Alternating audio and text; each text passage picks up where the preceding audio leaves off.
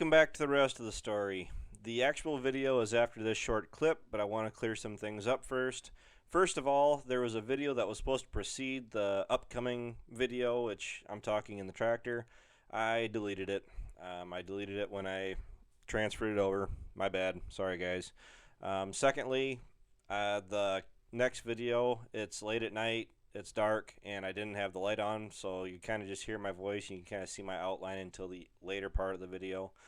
But you guys can see a quick shot of a drone floating through the air, and on to the rest of the story.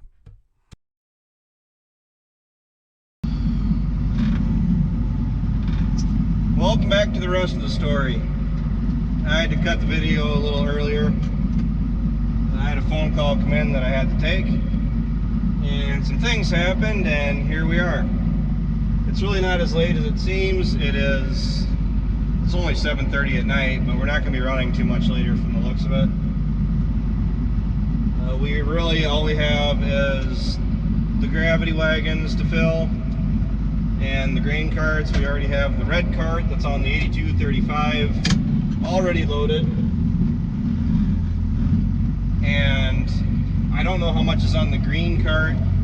Ryan was out here earlier when I was back in the buildings.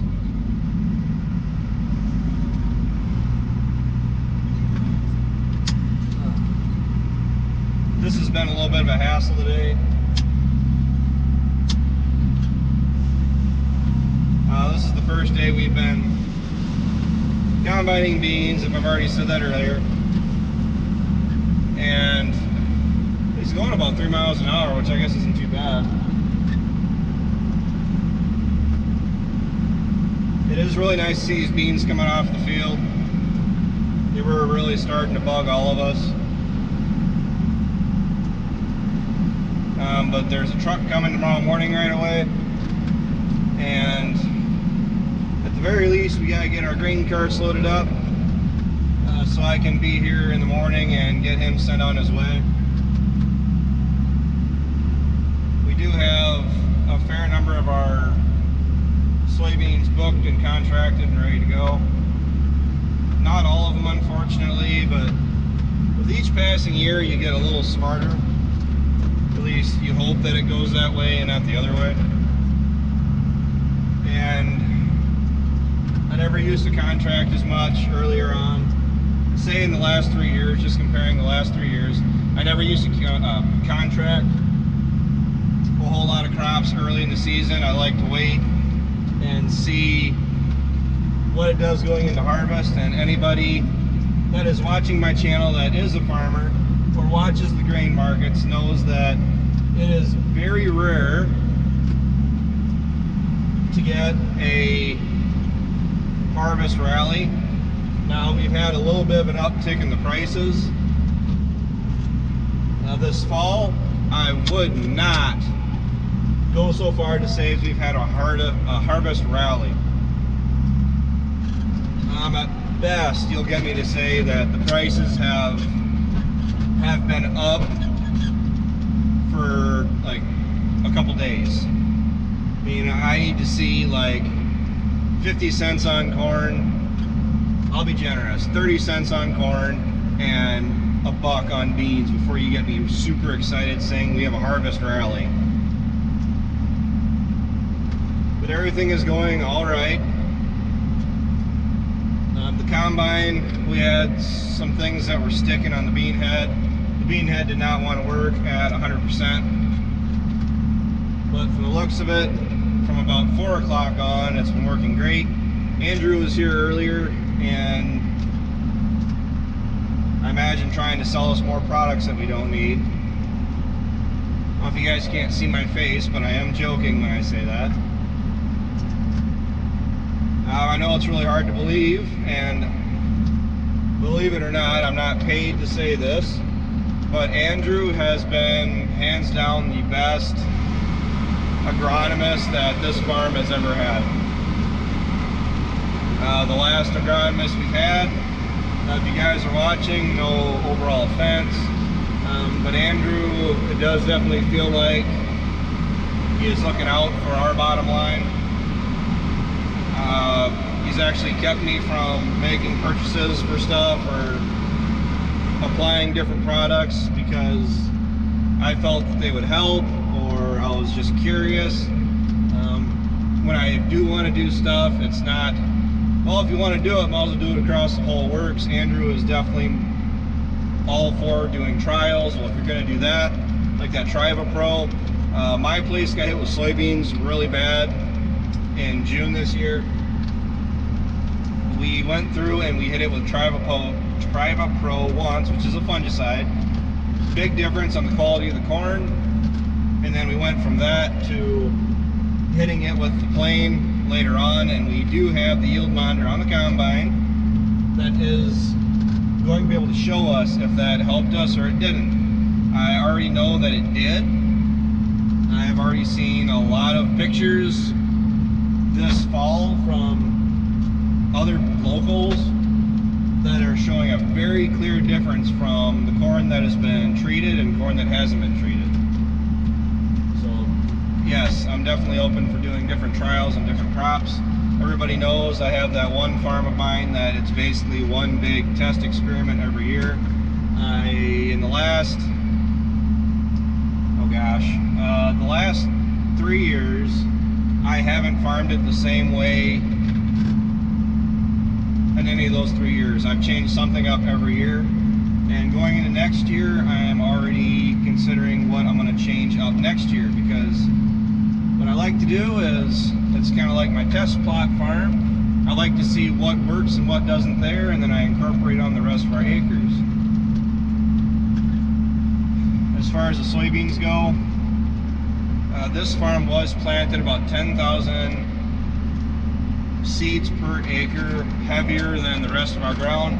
There's about 150,000 seeds compared to 140,000 seeds on everything else. There is no liquid fertilizer additives put through the corn planter with this seed. Those farms that I did that on are probably going to be one of the, if not the last, one of the latest farms that I harvest as far as my beans go. So I am excited to see what some of those test results end up yielding.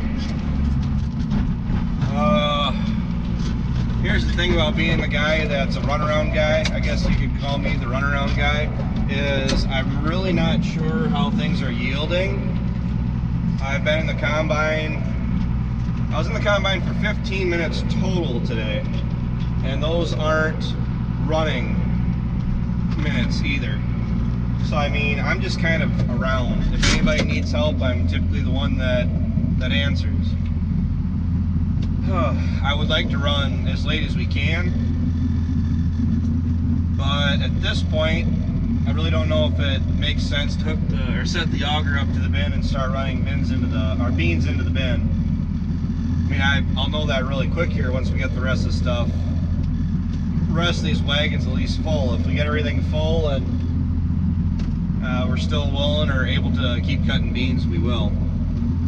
So I got my dog here with me right now. Really not crazy on taking the dogs in the tractor. The reason for that, don't get me wrong, I love the dogs, but they shed so bad and you get balls of hair, fur in the corners of the cab. I'm really not big on that. So my wife ended up taking this guy to work, and she gave him a $100 grooming bath treatment. She furminated him. He smells real pretty and he doesn't shed near as bad as what he did. He's sitting here curled up in the corner of the cab right now. Dogs are good companions, don't get me wrong. If you guys don't notice, well, I can't have the radio on when I'm doing videos, but does that help? I don't like listening to the radio anymore. I'm not big on music anymore like I used to be. If anything, if I do turn it on, it's really just to break the silence, and the silence really doesn't bother me. So we haven't turned a wheel the whole month of October, except today, because we did that combining corn video. That was this morning. We switched over to beans at 1 o'clock, and we really didn't get going until about 3:34. But these are the first crops we've harvested in October. Memory serves me right. I don't believe we did anything in October. It was the last couple days of September there. So here's looking forward to the safe and efficient rest of harvest.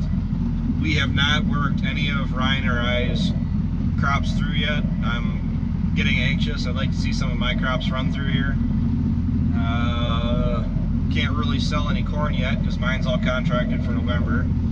Soybeans, this is the start on soybeans, and hopefully here we could be done with beans in a week. I'd be fine with that. I don't look forward to bean harvest, never did. I don't look forward to just having to contend with soybeans. I'm not going to sit here and hash about how much I'm really not crazy about the crop. I was talking to Tyson here earlier, and we really don't have a whole lot of different crops we can plant. We have corn and soybeans. Those are the cash crops down here. As far as wheat, you can't really cash flow wheat in this area as well as you can corn and soybeans. I mean, alfalfa is a crop, but as far as planting the whole farm to hay or alfalfa and plan on making farm payments with that, I don't have the guts to do that. It is very difficult, especially with Mother Nature. Everybody knows our friend out on the East Coast is trying to get mulch made, and the problem with that is with the weather, he hasn't been able to hardly get anything done, and that is exactly what I would worry about with us trying to make quality alfalfa hay throughout the summer, because June is typically a wet month. We always used to chop when we were milking cows. We always chopped everything in June and first crop, and we got away with that. But trying to make dry hay, quality dry hay, without that tedder, we wouldn't be able to do it. I mean, it surprises people, but out of all that rhino stuff that I would truly miss, I mean, I'm not going to include the VT in this, just the haying equipment in themselves. That tedder saves us a lot of headache. It does save us about a day of drying if we didn't ted whatsoever, and we just cut it with the disc vine and let it lay until we could dry it. I mean, if you do it right, you're not losing quality, you're not losing leaves, and you're able to make quality hay in less time as opposed to doing it the traditional way we've been doing it. Well, it looks like I gotta move some more. My dog's asleep. I appreciate everybody that's watching. I appreciate everybody that's been hanging out and watching my videos. I do honestly believe I have a very, very strong subscriber base. I like everybody that watches my videos. I have some very respectable commenters for everybody that does comment. I mean, I don't really respond back to the comments as much as maybe I'd like, but I do the best I can. As far as everybody being respectful, I don't believe I've blocked. I don't think I've blocked any negative people in months. That is the case with this channel. Anybody that is very disrespectful, I do block. I don't have the time to put up with people that are out there just to bring everybody else down to their own levels. I really do enjoy doing YouTube, and as long as I have my loyal viewers out there that are going to continue to watch, you guys can count on I will keep up posting videos, because the end of the story isn't on the horizon yet. I do have a couple people I know that are concerned that the rest of the story is going to come to an end someday, and it will. I'm not foolish enough to think that I will never quit posting on YouTube, but as far as any time in the near future or even the short term, mid-term outlook, I don't see it. So I thank everybody for watching. I thank everybody for supporting my family, because YouTube does, at the very least, it pays some of my bills. I mean, it's about all I can really ask for. I mean, it's kind of fun to kind of get your story out there, which is part of the whole reason I chose the rest of the story for the name of my channel. So until next time, thanks for watching. Take care, take it easy, keep in touch. I'll talk to you later.